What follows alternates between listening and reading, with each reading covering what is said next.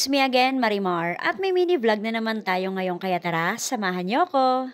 Kapag talaga malayo pa yung New Year, halos napakamura lahat ng mga prutas. Lalo na nga etong favorite ng anak namin ng mga grapes. Alam nyo bang 50 pesos ko lang to nabili. Half tray na nga din ng itlog yung binili ko kasi nga paborito to ng anak namin. At kailangan ko din to pagkakatapos kong mag-workout. By the way, gustong gusto ko lang din magpasalamat sa mga taong nag-aabang talaga ng pag-upload ko ng mga mini vlog. Na para ba talagang meron akong million followers. Fuera biro, talaga namang na-appreciate ko kayong lahat. Lalo na doon sa nai-inspire, natutuwa sa mga pinaggagawa ko. Alam na alam ninyo kung sino-sino kayo. Kasi kapag nagkikita tayo ng personal, ay talagang tinatanong nyo agad kung kailan yung susunod na upload ko. Meron din naman nagsasabi na natutuwa daw siya sa ginagawa ko. Kaya muli, salamat sa inyo kahit hindi tayo gaanong magkakilala at sa mga kakilala ko, napatuloy pa rin sumusuporta sa amin. Kahit na minsanan lang kami mag-upload. O siya, tara, samahan nyo nga akong maghanda ng lunch namin. Kanina nga ay pumunta kami ng proper at may nakita akong tahong. Kaya naman sabi ko sa partner ko ay eto na lang yung ulamin namin kasi medyo matagal na din kaming hindi nakakapag-ulam nito. Yung pinaka-basic nga lang ng pagluluto yung gagawin ko dito kasi nagugutom na din kami. At wala naman akong ibang alam na recipe para dito. Bago ko nga pala ipagpatuloy yung pagkain ko, ay tumayo nga muna ako para naman ipagbalot ko din ng ulam yung pamilya ko at pamilya ng partner ko. Eto na nga talaga yung nakasanayan namin. Na kapag medyo sobra, ay talagang isi-share namin to sa pamilya namin para hindi lang kami yung may ulam. Pagkatapos nga namin kumain, ay naghugas naman ako ng mga pinggan. Pati etong lalagyan namin ng sponge, ay hinugasan ko na din gamit yung lumang toothbrush namin. Habang busy nga ako dito sa kusina, ay eto namang partner ko ay nagbabanlaw ng winashing niya kagabi. Kapag talaga ganito yung pamilya, ay matatapos naman talaga agad yung mga gawaing bahay. Habang busy nga yung partner ko sa baba, ay ako naman eto magliligpit dito sa kwarto namin. Weekly kasi talaga ako nagpapalit ng bedsheet, kumot, at mga punda dito sa kwarto namin. Madali nga lang linisin yung kwarto namin kasi wala namang gaanong gamit. Tapos pagkasilip ko sa isang kwarto, ay nagtutupi pala ng mga damit niya yung anak namin. Bahala nga siya kung anong klaseng tupi yung gagawin niya at yung pagkaka-arrange sa mga damit niya. Someday, alam ko namang matututo siya.